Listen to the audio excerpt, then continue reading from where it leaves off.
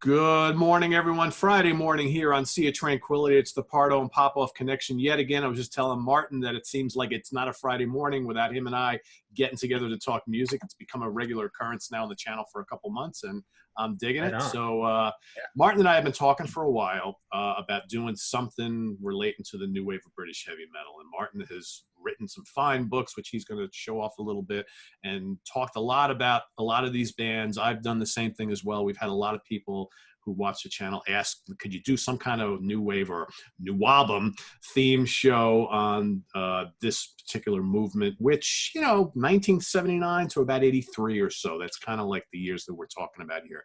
So what Martin and I decided to do was to each put together our top 10 favorite albums from this new wave of British heavy metal movement.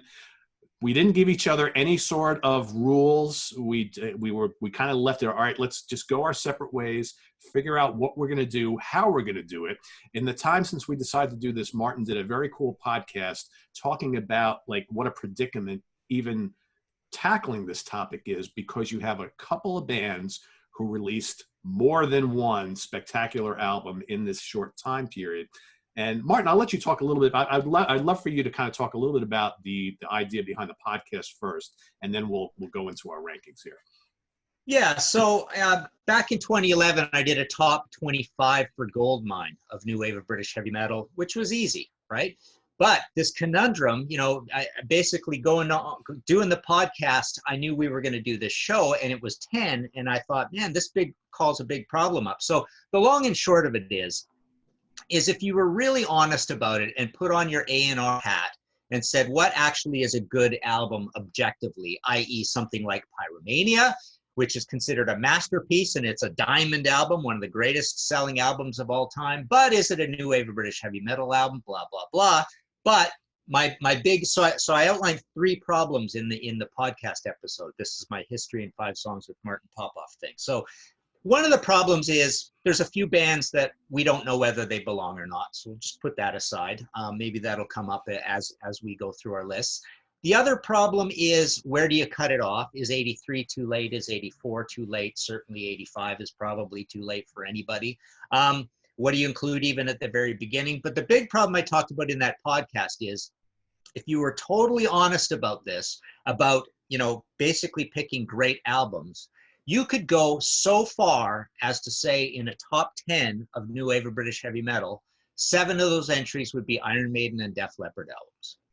So that's what the entire episode of the podcast was about. So yeah, and if you want to throw Saxon in there as well, there's your top 10. It's done. And yeah. Motorhead and Motorhead as well. So really, those 4 bands could take up every slot on this list. And quite frankly, and the kind of the direction that I took, which maybe won't surprise you, is I made a decision that I am only going to include 1 album from each band, because I want to be fair to these, because we're trying to let's be real. A type of show like this is geared towards maybe those music metal lovers who haven't discovered a lot of these bands, and a way for us to point out, okay, we know that Maiden had 4 great albums during this period. We know Saxon easily had 4. We know Def Leppard had 2 or 3. We know Motorhead, all those first whatever. Everybody gets that. Those are probably the bands that everybody knows, but how many people really know about the Angel Witches and the, Diamond Heads and the Satans and the Tanks and the so on and so forth, who released really good albums as well that deserve to be mentioned. So I went the route of each band only gets 1 entry, and that's it. Yeah. And we know they have more than 1. We get it. And we can certainly, because I put together some honorable mentions, we can certainly talk about those other ones. But I wanted to give every band their true night in the spotlight here, because a lot of these bands and these albums are really deserving of it. So that's the kind of the direction I took. Cool. Yeah. All right. Very cool. I'm going to let Martin kick us off with his number 10.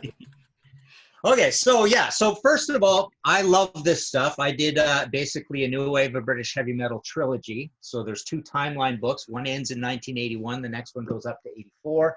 And then I reviewed every new wave of British heavy metal single and album, 900 different records in this one. So yeah, this was a great, beautiful period. for me and my buddies. You know, you grow up as a metalhead in the 70s. There's not enough albums to buy, and then all of a sudden this big cool thing happens, right? So my list is similar idea to yours, Pete, in terms of you know, really limiting the amount of Maiden or Motorhead or Def Leppard on here, and basically, you know, spreading it around. And that's what I found in the response to my podcast episode. People would say this, and then I wrote like a standard question to them saying, yeah, but you're not being fair to those bands. You see the problem with this, right? Yeah. So I did the same thing, and I moved some stuff around, and I made this a little bit different than my Goldmine list that was 25. So my number 10, to stop babbling here, I went with Holocaust, the Nightcomers. This was such a cool thing because it's one of the punkiest of the new wave of British heavy metal ones. Gary Lettuce's vocals, he sounds like a, you know, the bedheaded, just got out of bed, 17-year-old guy singing, and they love their metal, you know, heavy metal mania and all that. John Mortimer is the lead guy in this band. Bit of an anomaly because they're from Scotland, Edinburgh band. So this is their definitive debut studio album. They have this live album too with a lot of non-LP tracks. And then they got really kind of weird. They became Hologram, and then there's future Holocaust albums and stuff. But this is a really basic and just really captures the magic of the new wave of British heavy metal. So yeah, you may not call it one, again, you know, is this better than Pyromania? I mean, it's a ludicrous idea, right? But basically, it's just got so much punky magic to it. So my number 10.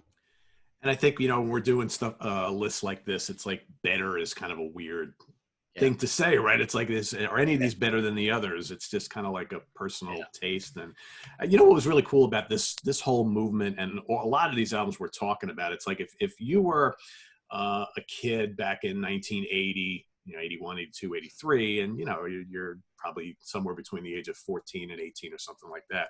You only found this stuff in the import sections of the record stores. And that, quite frankly, was the place where I always went when I went to my local Record World, was the name of the place up here. And that's where you saw all this stuff, and you're like, wow. And most of these covers are really cool. And when we were kids, how many times did we buy records based on what the cover looked like? Yeah, I did it all the time, the time.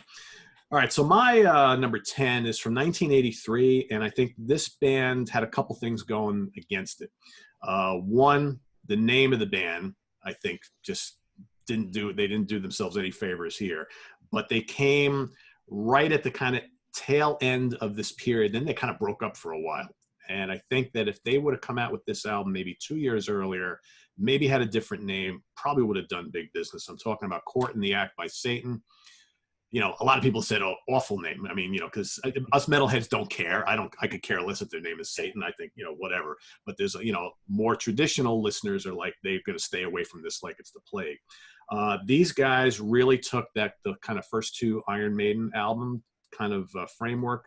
And it's a terrific album. It's got lots of the galloping rhythms and the twin lead guitars and, you know, anthemic choruses, all the ingredients you want from an album from this period. But then they just went away. And the good story about these guys is that they reunited a bunch of years ago, and they've released 3 great albums that are arguably way better than this one.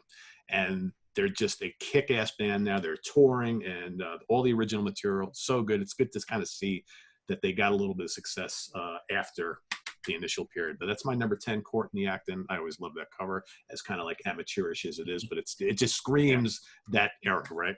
Yeah, cool. Back to you. I got to give a shout out to my stores that we went to. So I'm from Trail, BC, which is on the border of BC and Washington State. So 2.5 hours directly south, Spokane, Washington. So all our shopping was done at Strawberry Jams, Magic Mushroom, and Eucalyptus, more than anything. And yeah, great import. Magic Mushroom, I love that. That's what a cool name.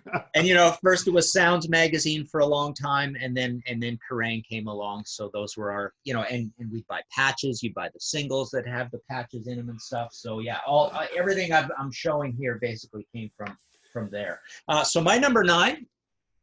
Odd choice, Tigers of Pantang, Crazy Nights. This is a bit of an odd choice because I could have gone with the debut, Wildcat. I could have gone with the second one, the first one with John Deverell, Spellbound. A lot of people love that album. I love all 3 of them. you know, the first one reminds me of my number 10 choice a lot, Holocaust. It's just a really cool, punky, gritty thing. You know, people complain a little bit about the production on this. It's a little basic, but it's really, really molten.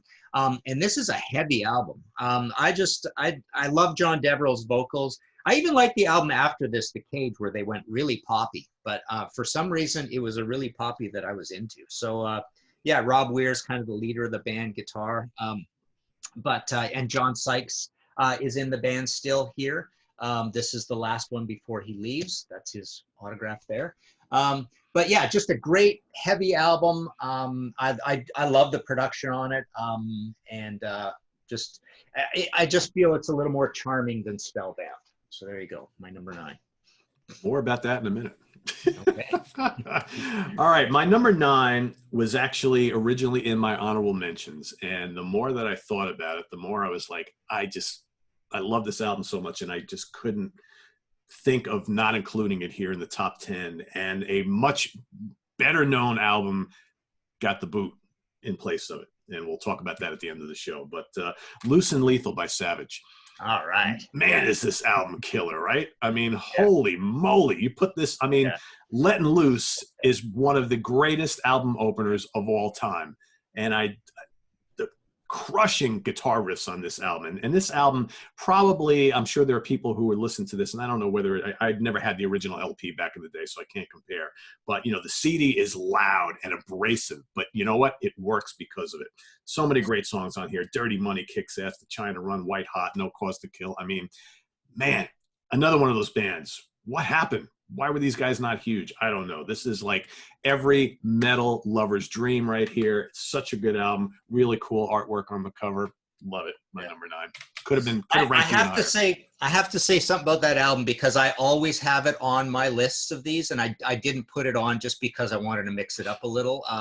Because I believe I talked about it in my podcast thing, and it was definitely high up on my Goldmine list. I have it in my honorable mentions, but I totally agree. One of the greats, molten production, really distorted. One of the greatest riffs of all time. I think it's Cry Wolf. It's got this elongated, really cool riff. I'd sing it for you right now, but whatever. Artwork by Gary Sharp Young, who sadly died quite young. I think he had a stroke or something, or an aneurysm. But he did a bunch of really cool books, and he did artwork, and he, like, these compilation books of biographies, those rock detector books, right? He was involved in that, but that's his artwork. And then, yeah, Savage, what happened is they went really poppy, or quite poppy after that, because that's a late one. And when the new wave of British heavy metal shifted, Jaguar went pretty poppy, and Savage's next album was quite poppy. Hyperactive, I think it's called. Great album cover, and I thought it was going to be pretty heavy. So anyway, so my number 8 is this one, Saxon, Power and the Glory. And of course I did, where's my, I've got a Saxon book here that so there's my Saxon book. All my books are available at martinpopoff.com. I signed them, shipped them out, PayPal's, but yeah, this is a recent one. So basically this record it's really odd. I read time and time again, people keep bringing up that, oh, they had a commercial kind of American sound happening. Like, just so far from the truth. It's a little bit like when we talk about Down to Earth Rainbow, that's really poppy for some reason. It's actually pretty heavy, right? Yeah. But this album has their most extreme, molten, crazy, electrocuted production. Crazy heavy songs on it. Even when the songs are written kind of simple, with Nigel Glockler in the band, they're basically transformed into just like metal powerhouses. They never, Crusader has a hint of the sound of this album, but they were never this heavy and this like spot on ever again. I mean, the previous albums, they are a little bit simple and tight and stripped down. I almost liken them to Kiss albums in a way. Most of the previous Saxon stuff, except for Wheels of Steel, but the two before it, certainly, Strong Arm of the Law and Denim and Leather, just like Whitesnake kind of has their Kiss phase that I consider, right? But this record is just so extreme and heavy. It just drives me crazy. I just saw an old record collector again that gave that narrative, that standard line, because it's produced by it's Jeff Glicksman, right? I believe on this, I think so, yeah. Yeah, Jeff Glicksman, who happens to be American, Kansas, right? Yeah, yep. Yeah, big Kansas guy. But there's nothing American sounding about this record. It's just crazy, crazy heavy. And I almost always have it on my list. March 83, so it's a little bit late. I wanted to maybe not go a little late, but I've got some late stuff in here. So yeah, there you go. Far and away my favorite Saxon album.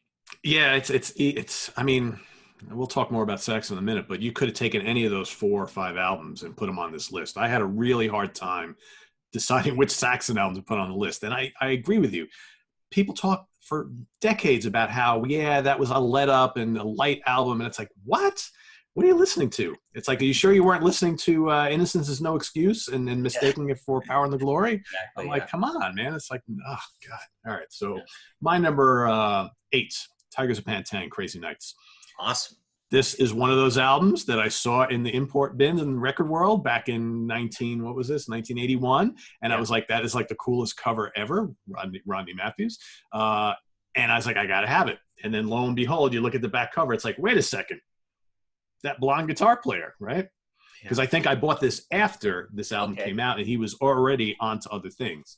And dynamite album, heavy album. And I like you, I love the production. And this, quite frankly, this is the way albums used to look back in the day. You had cool cover art, and then you had live shots of the guys in the band. When you're a 15-year-old, 16-year-old kid, that's what you want to see, right? But yeah, I mean, do it good. This album has attitude. Like it's just it's sleazy, heavy. It's just rocked with attitude. Great guitar riffs, solos are molten all over the place. The title track is great. Never Satisfied. I was listening to this the other day, and I'm like, yeah. As much as I like the 2 that came before it, this is the one for me. So cool. I got to put in a correction of something I said before. I think I might have said John Sykes on to Whitesnake. Obviously, in between, he's on to Thin Lizzy. He's next on to Thunder and Lightning, and then on to Whitesnake. And we don't really hear about him much. It's really odd. He's had a very strange career, right? Blue Murder and that, it's just, and he's always been hard to interview, and he's just been very quiet, just hard to find. And just, he's one of those guys you wish just would have done so much more, right? Because he's awesome, right? I'm going to go on record and say it again, and I've been saying it for years. John Sykes is one of the best players out there. He's been one of my favorites for a long time. He has absolutely killed his own career. He's killed his own career. He's got this solo album that supposedly has been done for 5 years. Just released the damn thing already. It's like, I mean, I've heard he's a perfectionist. I get it. But you know what? He could have been, he was in Winery Dogs because the guys couldn't wait for him to get his shit together, right? So that never went anywhere. They got Richie Kotzen. He's, could have put Blue Murder back together a million times, according to Carmine. That never happened. Hasn't done a solo album in a million. I mean, this guy should be, everybody should be talking about this guy as one of the greatest guitar players of all time. And he's been invisible for 25 years? Yeah. At least? Come on, man, dude, get your head out of your ass. Put out some music for crying out loud. Your fans are screaming for it. It's like, what are you doing? It's like, anyway, we got to do a whole show on him. And I've actually thought about it many times, but that's another day. Okay. Okay, so my next one, we're up to number 7. I'm going with Samson, Shock Tactics. So this came out May 1981. It's their 3rd album, which is pretty commendable. They have arguably the first single ever in the new wave British heavy metal. They have arguably the first album ever with Survivors in '79. Then they do Head On in 1980. I consider this to be Bruce Dickinson. So Bruce Dickinson's the vocalist on this. I consider this to be his greatest vocal performance. He's got a real aggressive style with a lot of vocal fry on it. And this falls a little bit into the category of one of those bands where we talked about, various times about how if you don't think metal, sometimes you make the greatest metal. And Paul Samson comes from more of a 70s and a blues idea. But he's kind of forced into a box a little bit like we hear Gary Moore talked about sometimes. He talks about being forced into a metal box. In the mid 80s. But so Paul's trying to be part of the new wave of British heavy metal. He rubs people the wrong way. He's another guy who really throws his career away. But this band was just explosive. Paul and him together, and Chris Elmer, Thunderstick on drums. Every song on this pretty much is quite heavy. Gorgeous Tony Platt production on it. Just masterpieces of just rootsy, not too busy, not too crazy. Really, really good, well-written songs. And again, I think the songs are so well written because Paul is not thinking completely with the heavy metal brain. And a cover of Riding with the Angels by Russ Ballard, which just smokes as well. And one last thing to say about Samson. When Bruce is gone and Nicky Moore comes in, I love Before the Storm and Don't Get Mad, Get Even as well. Great, great albums, and even more bluesier. They're almost like got a little bit of a Southern rock vibe to them, especially the first one. The second one is heavy again, like this record again. So yeah, there you go. Just a classic Shock Tactics. Very cool. All right. I had to throw an album by these guys. I originally had their second album in my list, and the more I thought about it, it's like, yeah, second album is really good. It's the first one I ever got by them, but this first album, to me, is what kind of put them on the map. And you have to wonder, would this band be remembered at all if it wasn't for Metallica? I think you know where I'm going here. So Lightning to the Nations from 1980, of course, the white cover. Diamond Head, white on the inside. It's, you know, this probably, out of all these albums we're going to talk about, really, really personifies what this movement was all about, I think. And it's just a shame that this band early on couldn't kind of figure out what they really wanted to be, because like every album they released after it sounds completely different. It's like, what direction you get? And it's like, I think they had the formula here and they just kind of didn't, you know. Borrowed Time is actually really good, but they took a couple tunes off of here and redid them for that album. They got signed to a major label. It's very kind of lush and squeaky clean sounding, still really good. I like that album a lot. But man, the raw firepower of this band is fully on display here. Of course, you know, title track, Am I Evil, Helpless, you know, great songs. It's electric, sweet and innocent. Just great tunes, young, hungry, powerful metal. The singer, incredible, great guitars. Now, a lot of people have said over the years, Martin, this band could have been enormous if they really wanted to. Didn't quite happen. I kind of agree with it. Yeah, that's another one I always have on my list, and I haven't put them on this list. Just, again, to be a little different. There's enough great albums out there to put on our list. But, yeah, they were one of these bands heralded as the next Led Zeppelin, right? Yeah. I remember all that press. You know, Brian Tatler, Sean Harris, great vocals, great songwriting. The songs were a little long. They could have used a little editing here and there. I didn't think the rhythm section was sounding too great on it, but it's one of these albums where it's rough, but it's so full of charm. It just feels a little bit demo-y in a way. The parts kind of go on too long, but every song is just super memorable. And yeah, Metallica covered them, of course. And then yeah, Borrowed Time was just very weird like that, but again, really charming. And the later albums are good too. I remember, you know, Nick Tart as a singer in there. They had Death in Progress in 1993, which is really cool. Sean Harris went and did that Notorious kind of dancey metal album, which I really like later on. But again, yeah, kind of threw it away for a lot of years. Sean Harris, we never really heard from at all, right? Yeah. This great singer. So yeah. All right. So my number 6, I'm going with this one, Witchfinder General, Friends of Hell. Their second of only 2 albums, and this is quite late, mid 83. And this is basically the first Doom band, essentially, after Black Sabbath does what they do. You know, Love on Smack, really kind of decadent, crazy song. Friends of Hell, music was kind of, you know, trying to be a little poppy on it. But yeah, the whole side 2, Requiem for Youth, Shadowed Images. I thought the first one was just a little bit too unraveled and a little bit too raw. And this one, produced by Robin George, is just a little more together, a little more variety on the songs, not quite so, you know, straight, draggy, doomy. But yeah, loads and loads of charm, kind of scary, kind of creepy. And yeah, basically the first Doom band before you get Candlemass and Trouble and all that. I mean, no one else, you know, directly just like straight between the eyes tries to do Sabbath like these guys did. And great vocals out of Zeeg Parks, like one of these Kevin Hayborn type, you know, slightly higher, slightly adolescent sounding vocal sounds to them. So yeah, their second album, I think, by far the best. I agree with you. Yeah, we'll talk about that a little later. Okay. Good album, good band. My number 6, I'm going to go to Saxon here. I had a really hard time, like I said before, picking which Saxon album because those 4 in a row are just dynamite. And I had this sneaking suspicion you were going to pick Power and the Glory, so I wanted to be a little different today. So I went with the album that I think that I have more favorite songs on of the 3 before, and I went with Denim and Leather. And I agree with you. The 3 albums before Power and the Glory are a little simpler. It's almost like the metal version of Status Quo, kind of, right? Saxon had this cool kind of simple formula, but it worked. But I mean, man, when you got, Princess of the Night, which is probably my favorite Saxon song, you got that, you got Never Surrender, you got Denim and Leather, Fire in the Sky, and the band's played on.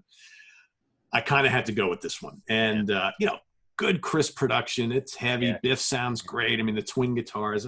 What's not to love about those early Saxon albums? And quite frankly, most of Saxon's albums. They're like one of those bands that's pretty dependable year in and year out. And, if we were to kind of rethink this show and do like be really truthful and honest and do like our top 25 favorite new wave of British heavy metal albums, and we were able to squeeze in all the Maidens and Saxons and Def Leppards and all the Motorhead and all that kind of stuff, I'd probably easily have those 4 albums on my list. Easily, cool. I think. So there you have it. And again, kudos to Saxon for having a 79 album, their self-titled debut. So we got a Samson, we got a Saxon, we got 3 Motorhead albums. We've got Motorhead, we've got Overkill, and we've got Bomber, all before 1980, right? So I mean that's really those 5. And then whether you include Gillan or not, we had our Gillan episode, right? So Gillan is in there early, but okay. So my number 5. I am going with, where the heck did it go here? There we go. Def Leppard, High and Dry. So here is that conundrum. I did, spoiler alert, I did leave off On Through the Night, but it could have totally been on here as well. And again, you could put Pyromania on here. I'm not a massive Pyromania fan, but for argument's sake, to be, cranky about it, I mean, you could say it's just better, in quote marks than many of the albums we're talking about, right? But, this is such a classic. It's really heavy and obviously well produced. They say Mutt Lange is going through a bit of a, various guys I've talked to about Mutt who've done, Mutt did albums for. He went through a gradual getting to be a perfectionist stage. And then obviously it just went really crazy with Pyromania. Adrenalize, is Adrenalize one of his? I'm pretty sure it is, right? I think so, yeah. I mean, Hysteria. Hysteria, yeah. Both, I think, right?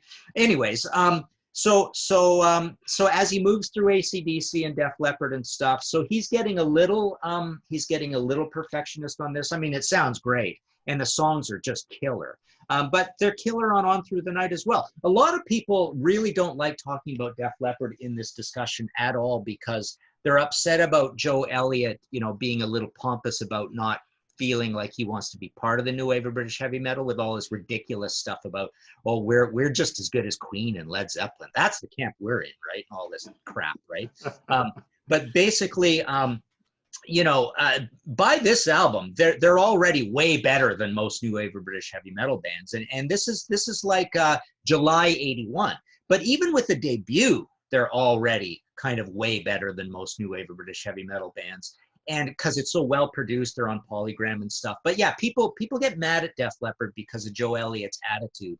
And I remember, I think it's one of the Reading festivals. There's a famous NWOBHM story about how the fans were really like hating Def Leppard already by that point because there is this disowning thing going on and we're better than everybody else. But you know what? They were better than everybody else. They really just like leaps and bounds. But I don't know. He just talks all the time about how glam is the greatest thing ever. He's like a massive glam expert and all this. So they'll talk about anything but their metal roots. But they made 2 of the most squarely awesome new wave of British heavy metal albums of all time. And that's the facts right there. And Joe has talked a lot over the years, and I try hard not to listen to that stuff because to me the music is what counts. That's what matters. And those 2 first albums are dynamite. There's just no ands or buts about it, right? So, if you're going to discount them just because of some crap that he said, whatever, I still think those albums are great. More on that in a few minutes. Okay. Number 5 probably could have been a little higher, but and we just talked about them the other day, the debut from Angel Witch.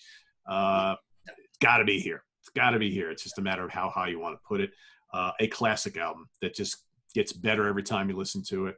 And another one of those albums, I think, along with the Diamond Head for me, that just kind of personifies this whole, especially like the more underground feel of it, of the new wave of British heavy metal. I mean, you know, we've got the bands like Maiden and Def Leppard who are a little, you know, kind of rose a little bit above it. But I think that kind of down and dirty and raw production quality and just the punky vibe and all the guitars and the great melodies and hooks and the fiery rhythms, this is what it's all about.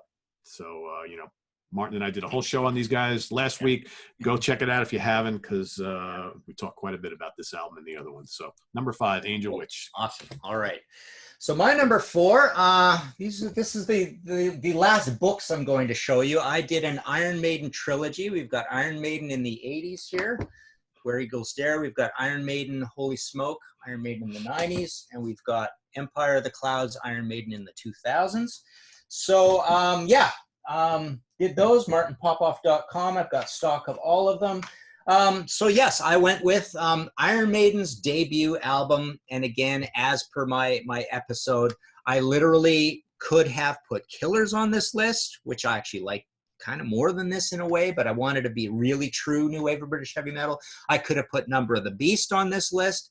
And, you know, my favorite Iron Maiden album is probably Peace of Mind, but you could argue they're moving away from a new wave of British heavy metal sound. I don't think they are. And again, you know, these bands didn't move away. They're all British people, British to the core. Iron Maiden, basically, they still make exactly new wave of British heavy metal albums. They never really changed. So yeah, you could have put 4 Maiden albums on here. And then even if you include 84, you could even gone all the way up to Power Slave. In a way, right? So it's nuts. So that would mean 5 Iron Maiden albums, right? On a list of 10, and you wouldn't be wrong. So I went with the debut. You know, very punky, very spooky. I remember when this came out. You know, I bought the import, which didn't have Sanctuary on it. So it was like one less song, right?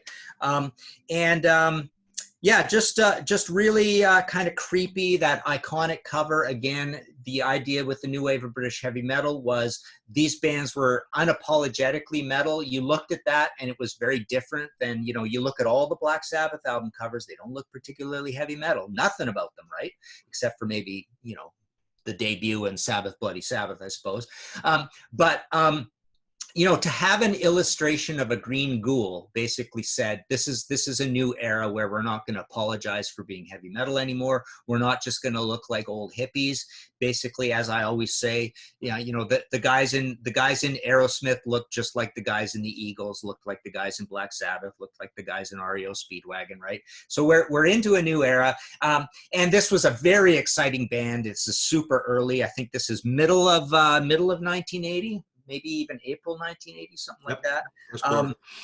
Yeah. So and great songs, very memorable. A lot of variety throughout. You got the classic debut singer, or not debut, but Paul Di'Anno, and just everything you love about the new wave British heavy metal is kind of in here. The creepiness, the slight punkiness, the speed, the slightly tinny production.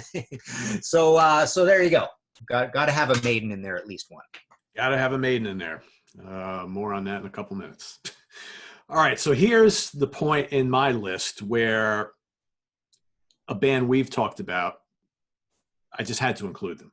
Because I think that even though the head guy is from way before the movement, this band is all made up of guys who were just, they screamed new wave of British heavy metal, and the band's music just screamed new wave of British heavy metal. And this is early on. This is 1979. I'm going with Mr. Universe by Gillan. Nice. Okay, that's the album right there.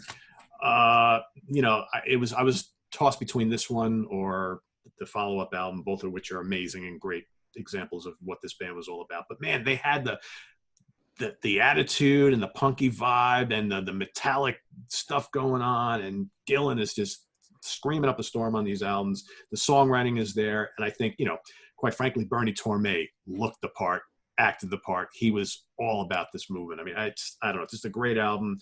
you know, title track, Vengeance, Puget Sound, Second Sight, you know, Secret of the Dance, Roller. I mean, it's such a heavy album. And Fighting Man, these Gillan albums are so great, and they were a British band through and through. So I don't know. It's like, I know this is kind of like questionable, but for me, I can't. If we're gonna throw Motorhead in here, we have to throw Gillan in here. Yeah, just my opinion. Back to you. All right. So my next one, number 3. Raven, All for One. This record, I mean, I could have almost put in Wiped Out. I think I usually include Wiped Out if I go to 25. The debut, not so much, Rock Till You Drop It. But this one, you know, produced by Michael Wagner and Udo Dirkschneider from Accept. The production is so crushing on this, and this is when they kind of slowed down and they got meatier hooks, you know, a lot more heaviness. The songwriting is so good on here. Break the Chain, Take Control, Mind Over Metal. The title track is so cool, All for One, Athletic Rock. You know, Rob Wacko Hunter's drum sound and the decisions he makes on the drums are so cool. John Gallagher, of course, on vocals and bass, his brother Mark Gallagher on guitars. You know, they're one of the bands that needs to be heralded as one of the inventors of speed metal as well. You think of all that double bass and the fastness and the high vocals across those first 2 albums, and they're fairly early. You know, and after this, they kind of did the, you know, they got the bigger deal, and they started, you know, doing kind of novelty covers, and it got a little poppy, and I mean, it got kind of really bad pretty fast. Obviously, they're back and making great music, and they have been for a lot of years. But I just think this is where it all came together, and it is a very different album than the first 2. So there you go, Raven. And you know, they're on Neat Records, which is the quintessential new wave of British heavy metal label. That's right. So yeah, they're just absolutely right in there like a dirty shirt, like no question about it. Like a new album again. That's a great line. All right, my number 3, again, a little bit on the early side, 79. So right when all this stuff is starting, but you got to throw them in there. Overkill by Motorhead. It's my favorite Motorhead album of all time. You know, this or Ace of Spades, obviously, are 2 of the more well-known from the early albums. Bomber as well. But there's something that's just so grimy and dirty, like that thrown away T-shirt. That's so great about this particular album. And it's the, you know, the classic trio. Just had to include this here. And were they the godfathers of this whole movement? Perhaps. But the Godfathers should be included. So Overkill is my choice. And, you know, look at that album cover. And again, the cool live shots of the band on the back, right? Great artwork on the front. See the guys on the back. I think I did another show recently where one of my guests, Chris Hallow, talked about how some of the best album covers from back in the day did not have the guys in the band on the album cover, right? It's like if you want to sell T-shirts and get people to buy your albums, you don't want the guys on the front. You want a really cool cover artwork or photography on the front. So right on. There you go. Yeah, my fond memory of that one. So it's like, you know, you get in someone's car on the way to school, or it was my car. I don't know. I mean, this is grade 10, I think, right? But you arrive at school and you all look at each other and you decide road trip, and you just don't go to school, right? So we would cross the border and buy some beers and you know, head to Spokane on a record buying trip. And I remember that album. That was one where you're flipping through the racks, and you know, all you know so far is the boring old black and white Snaggletooth from the first Motorhead album. Yeah. Flipping through the racks, and I spotted that, and I remember I let out a yelp and leapt up and almost hit my head on a low wooden beam in Strawberry Jams, right? So yeah, great memories of that. I joined the fan club right away, and I did a Motorhead book as well. That's right. So I did one on the early years, but so that's you know, the first of the 2 1979 albums. I didn't include Motorhead on this list, you know, and not even because you know, there were too many to choose from or whatever, but any one Motorhead album, I think I like less than most of everything on this list. It's the aggregate of Motorhead all together that I love so much, right? So, all right, so my number 2, maybe a bit of an odd choice. I usually have this pretty high up my list though. Grim Reaper, See You in Hell. I mean, this record, so this is a little late, 83. It gets released in the States in 84 because they actually get a record deal with RCA. But they're on Ebony. Ebony's the other quintessential NWOBHM label, right? right? Daryl Johnson recording, you know, this really buzzy, crazy recording, like the Chateau albums and all those samplers. What are they called? Metal War. They're called different things actually, but all those ebony samplers. But this Daryl Johnson guy, you know, there's a little bit of controversy about him and possibly some money issues or whatever. But these bands, when you talk to them, they basically recorded in his like living room. And Daryl got this crazy, you know, really buzzy molten guitar sound, really boomy drums. And this reminds me a lot of the Diamond Head album in that the songwriting is so superlative, but the songs kind of have this simple rounded quality to them. And it's really creepy. And so it's Nick Bocott on guitar. Steve Grimmett is just this great vocalist with loads of personality. He's still making great records now. But yeah, Dead on Arrival, the title track, Now or Never, and he's just like singing super high. He's got one of the greatest voices of this whole genre. And the songs are a little bit of that, like the British guys say, heads down, see you at the end, you know, like basically they just lock into this speedy groove and they're just giving her, right?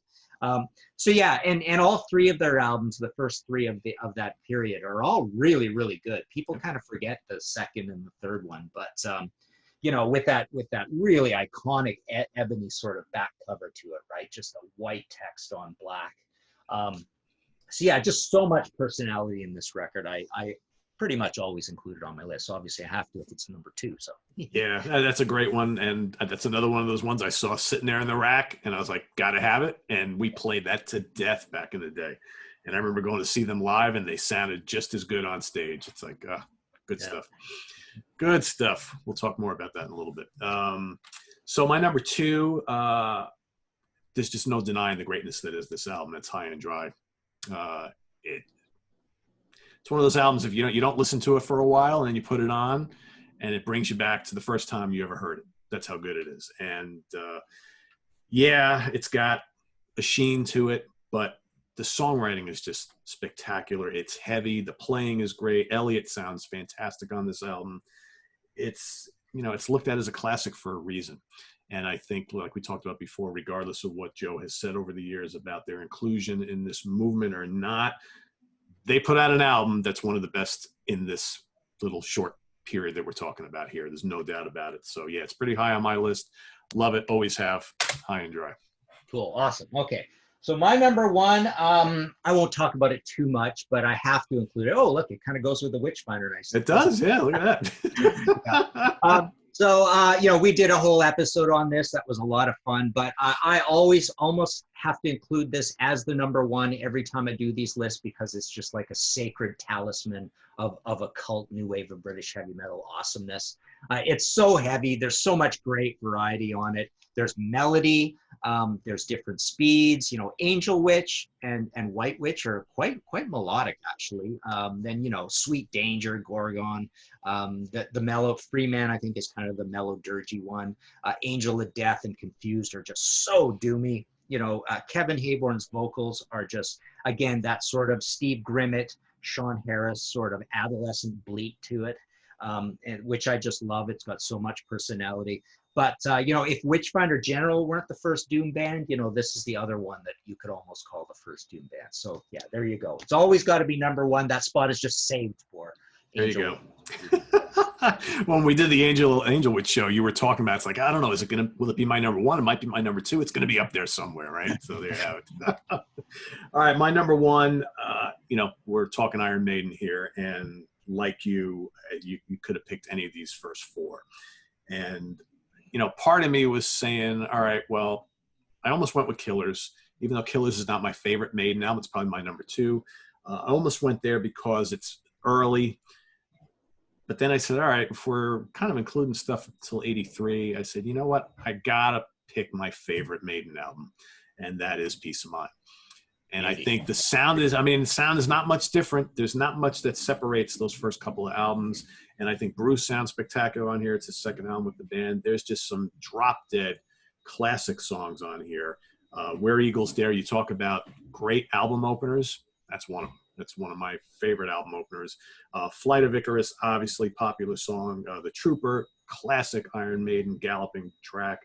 Quest for Fire, Sun and Steel, To Tame a Land, Revelations, Die With Your Boots On. I mean, it's just, for me, one of those perfect 80s albums and my favorite Iron Maiden album. And I think they're still pretty, even though they're getting pretty big by this point in time, I still think this is a landmark album in this little subgenre of metal we're talking about. So that was kind of an easy choice for me, even though my heart was telling me go for something a little earlier, but I was like, you know what, got to be true to myself, and which of the Maiden albums from that period we're talking about really matter the most to me, and that's the one.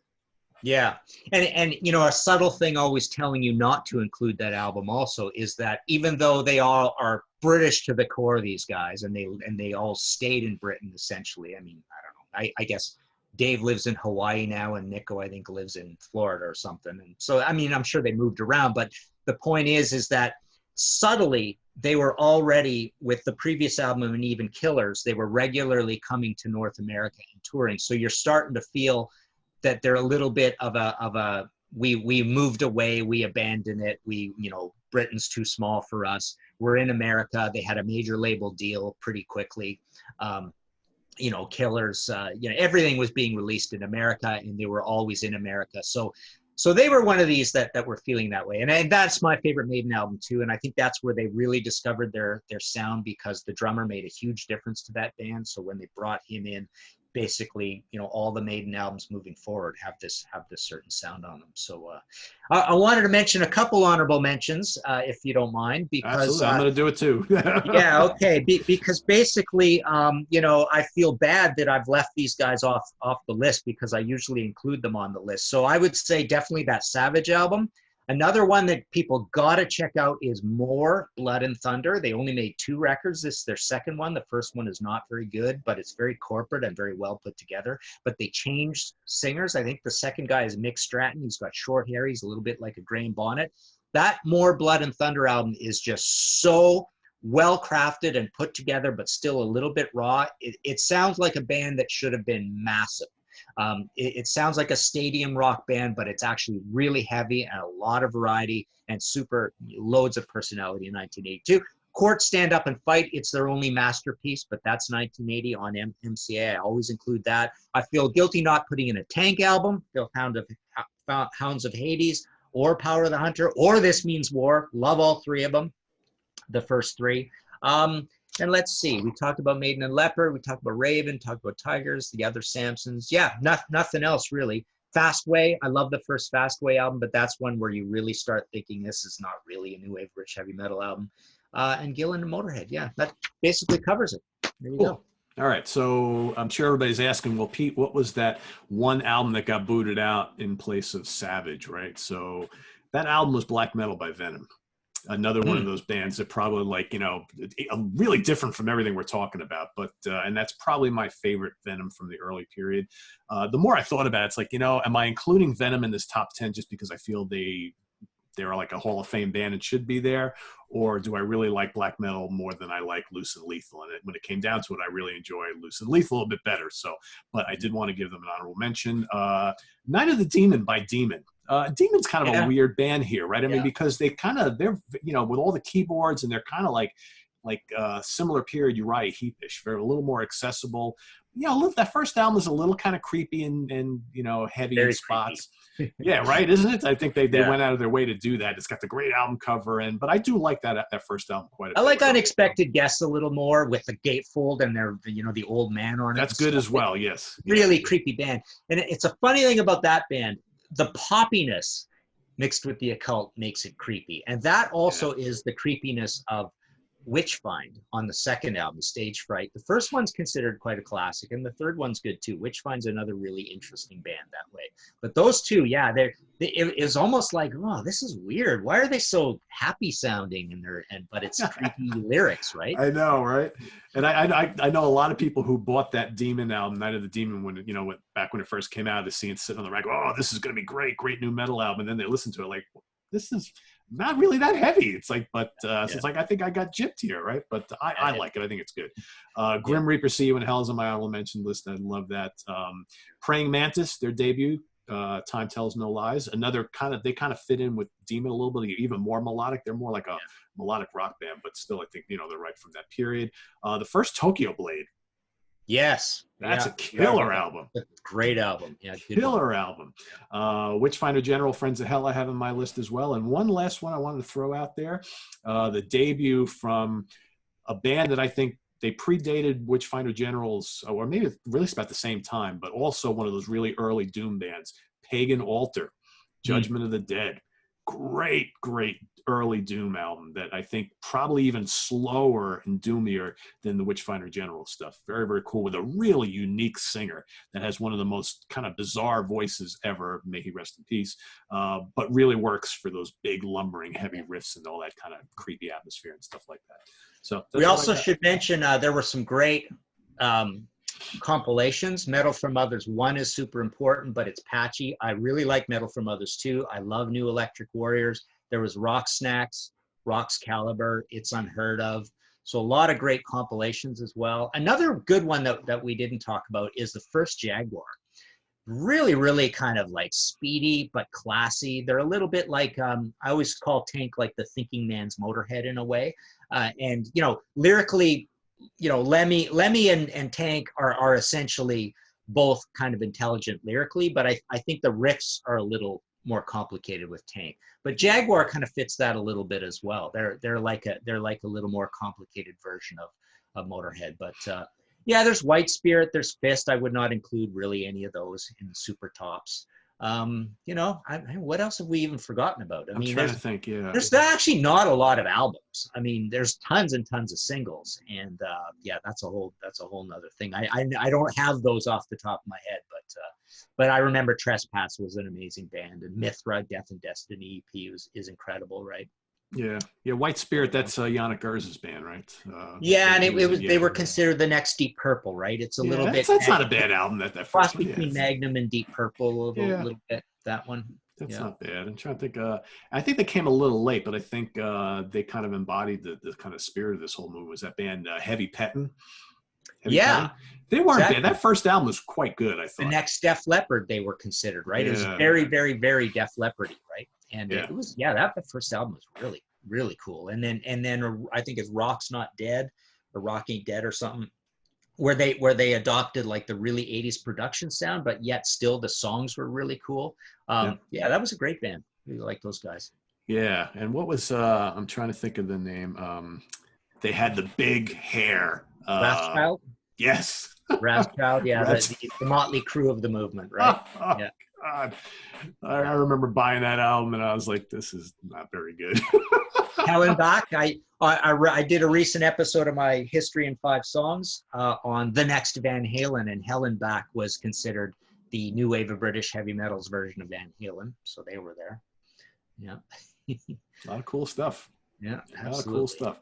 So there you have it, guys. Geez, just about an hour's worth of new wave of British heavy metal greatness here. I think, I don't know about Martin, but I had a blast doing this. This is really cool talking about some of these bands that too many of them, I think, have kind of been forgotten over the years. And for those of you who have not checked out any of these groups, now's the time to do so. You got 20, well, you probably got close to 30 selections here to sink your teeth into. So I want to thank Martin for devoting his time and research and all this kind of stuff to putting the show together with me. I think I had a fun couple of weeks, like really kind of figuring out what direction I was going to go here. And I think it worked out pretty well. So visit us on the web at www.seatranquility.org. We're on Facebook, we're on Twitter. Of course, we're here on YouTube all the damn time. Make sure you check out Martin's website for all these cool books that he was showing you and talking about. And I think I need to place an order with Martin as well. I got some of those I don't have. I need to get that Saxon book, I think.